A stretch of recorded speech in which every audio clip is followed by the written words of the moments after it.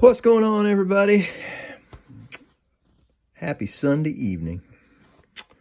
Welcome back to the channel. And just thought I'd do an update on my second NASCAR group build. This is my next project. So I'm currently building that model, if I can get the glare off of it. And it's a really good model. It's a really good kit. And I thought, I was kind of catching up on videos tonight, and I saw that Fred Henry put a box review out on this kit. So I thought I'd piggyback off of that and just talk about some of the things that, what to look for, because it is finicky and you got to be careful because of the different panels. You got to get the panels to line up right.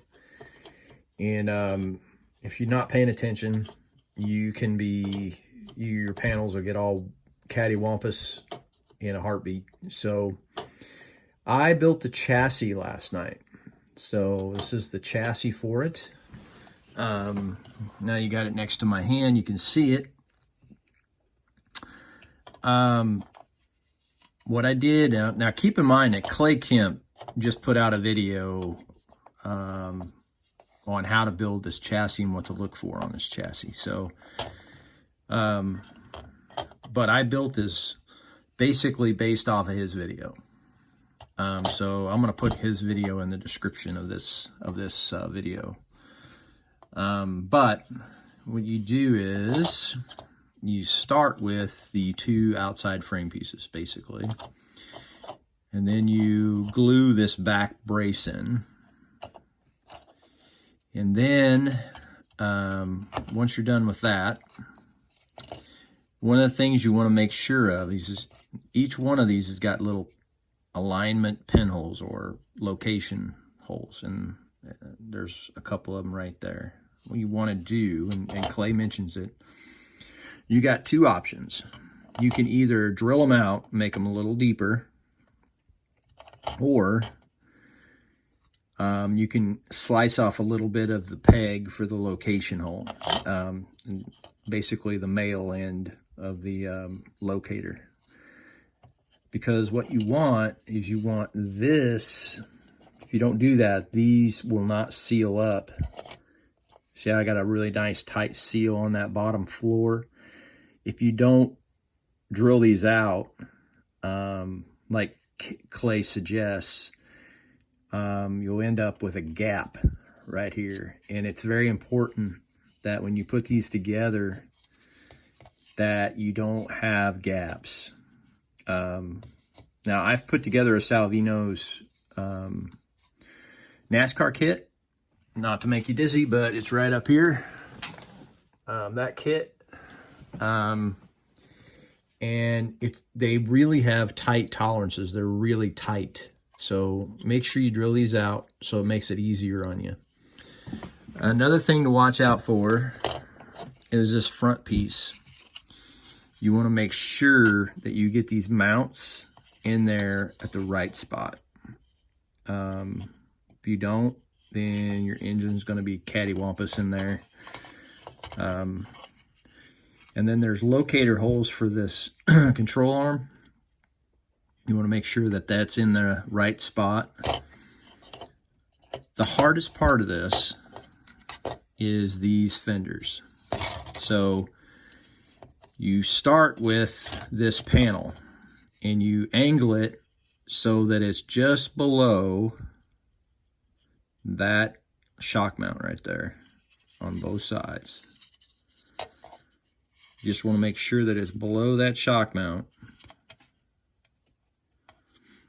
And then you want to make sure that these fenders are as far forward as you can get them. And the reason that is when you put your body panel on, you don't want the fender well to show through the body panel and be all misaligned, and that doesn't make for a good looking build. So those are the things that I learned building this kit. There's not a lot of videos out there about it. There is a guy that just started a YouTube channel that is basically giving tips on how to build these kits, and I'll put his channel in the description. But he's been providing tips like how you would make this posable steering, and how to make the mufflers a little bit more authentic. He's got about 5 videos out that basically explain how to make this kit better. And that's a really good tool to have out there.